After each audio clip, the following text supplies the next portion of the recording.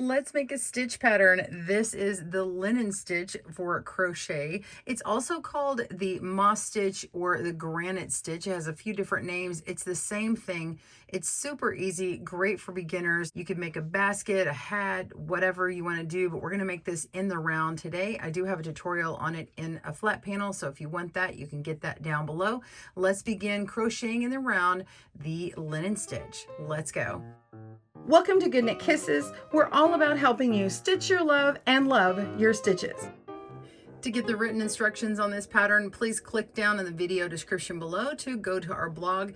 We also have a link for a right and left-handed video tutorial, so you'll find that down there as well. And for instructions for this hat later on, we will have that and a tutorial coming up soon.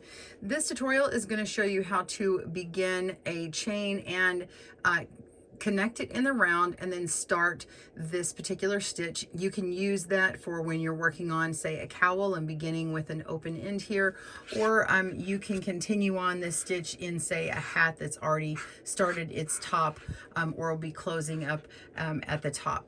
All right, so I will also show you how to begin in a couple of different ways in this tutorial as well. So grab your yarn and your hook and maybe a stitch marker and we'll begin. We're going to begin making a slip knot. I just wrap mine around my finger twice, take the back loop over the front, do it one more time, and we have our slip knot. I'm just going to place that on the hook, and you can of course make yours any way you like. And we'll go ahead and chain an even number of stitches. So just go ahead and chain an even number. I'm going to do 24 here.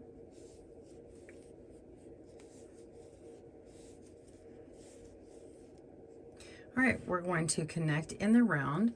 You can, with a short chain, it's a little easier. You can just lay it out like a little smile, okay? And then when you see that it's all flat, you'll just connect it to this very last bump here right before the slip knot. So this little part that makes the slip knot here, you can see the little knot in the back. You're just going to go on this side and insert your hook through there. Okay, so it's still flat. So with a longer one, you're going to have to make sure and lay it out nice and flat. And it's nice if you have a little surface you can place it on, especially when you're learning, just so you don't twist it. And so that's the most important thing when you are making one of these and joining in the round. So now I'm going to pick up my yarn and yarn over and pull through a loop through that first loop. And then now we're going to pull through the loop on our hook that's left. And now we have successfully joined in the round. Okay, so now I'm just going to kind of turn it and look at it like this, and I have my very first beginning of the round. So in order to begin this stitch pattern, we're going to chain two. The first one, the first chain is going to count as my single crochet.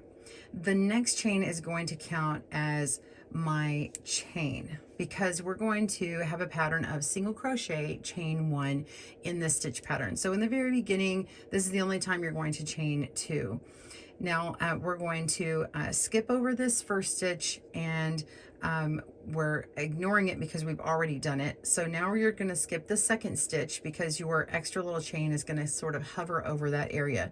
And now we're going to go into this next one over here. So we're skipping one, we're not going into the one we're in, and you're going to either go through this loop here, or you can go through both loops, but I'm actually going to rotate onto the back, and we're just going to work into the back bump because I think it makes a nicer beginning of your crochet. Okay, it looks prettier. So let's just kind of rotate on the back, and you can see this first little bump here, not the part with the tail sticking out, but this first bump here, and we're going to skip over that and go into this one here. So we're just going to go right through there, and you might need to use your finger to get it.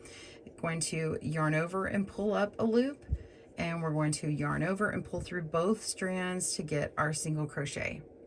Now you're going to chain one. Okay, and you're just going to repeat this all the way across. Now that you've already turned it onto the back, it's already rotated for you. So you're going to skip this next one and go into the one after that. Okay, yarn over and pull up a loop, yarn over and pull through two for a single crochet, chain one. Okay, skip the next bump, go into the one after, and single crochet, chain one. Continue working all the way around, skipping that next one. If you can't tell, just look and see where it's kind of pulling, where that yarn just came out of. You're going to skip the one next to it and go into that one right after. Okay, pull up a loop, oops, go through there, pull up a loop, yarn over, pull through two, and chain one. All right, so go ahead and work on that. Pause your video and I will meet you back up at the end of that round. Remember, skip one, go into the next one, and when you have a couple of these bumps left, that's where we will meet up. All right, we'll see you in a moment. All right, so this is what mine looks like. It looks like it's maybe flipped a little bit. If you're careful, you can kind of rotate that to where this is the right side and you're looking at it on the sort of outside of your work. That way we make sure we don't flip and twist this last part. So looking on the inside again, I have one to skip and one to go in.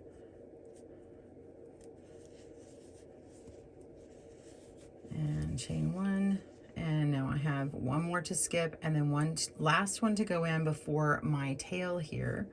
So we're going to go on this very last one, and we're going to single crochet only. We're not going to chain. Okay, so we're single crocheting only because we already have that chain that we created in the very beginning, that extra one on top. So we're going to go and find that one, and then we're just going to go straight into it, and we're going to slip through it. So we're going to go in and then slip. Okay, and then that completes our round one. And round two, we're going to go ahead and chain one, and then we're going to go directly into this stitch right here, and we're going to single crochet. So we're going to pull up a loop, single crochet, and chain one. Okay, going to skip over this single crochet from the round before, go into the next space where that chain was, and single crochet and chain one. Go to the next space, pull up a loop, single crochet, chain one. Go to the next space, you got it, single crochet, chain one. Next space, single crochet, chain one. Repeat that all the way across. Pause your video if you need to. You're just working right into that chain space. If you forgot your chain, you can fudge it a little bit, but if you've done too many of them like that, you might want to go back and kind of fix your mistake. That way you've got the rhythm in there. So you want that extra chain because you want to make sure everything's the correct width there. But if it's just one, you could go ahead and just kind of make a space in between two single crochets and make sure to fix it on the other ones. All right, so go ahead and single crochet, chain one across, and when you have one space left, we'll meet you back at that point. All right, so I have one space left here, and I'm just going to go in and single crochet, and then I normally would chain one, but when we're ending the round, you're just going to go directly into this stitch here from the beginning where that first chain was. We're going to go in there and we're going to slip it.